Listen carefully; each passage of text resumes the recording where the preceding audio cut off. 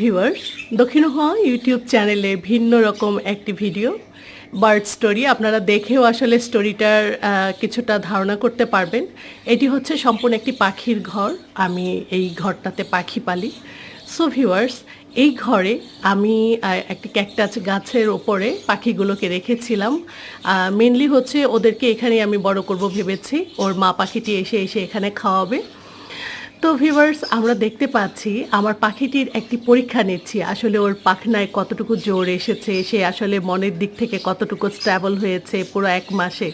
So viewers, ওকে আমি একটি গাছের ডালে ঝুলিয়ে দিয়েছিলাম। আমি চেয়েছি যে সেই যে কার্টুনের শরীরের উপরে উঠে গিয়ে যদি সে দাঁড়াতে পারে। ও মাই গড! ও আরেকটু, মাই গড! আমার পাখিটি সত্যি এভারেস্ট জয়ের মতো করেই সে কিন্তু একেবারে কার্টুনের মাথার উপর গিয়ে উঠেছে ভিউয়ার্স। ভীষণ চমৎকার এবং নাকে খোঁচা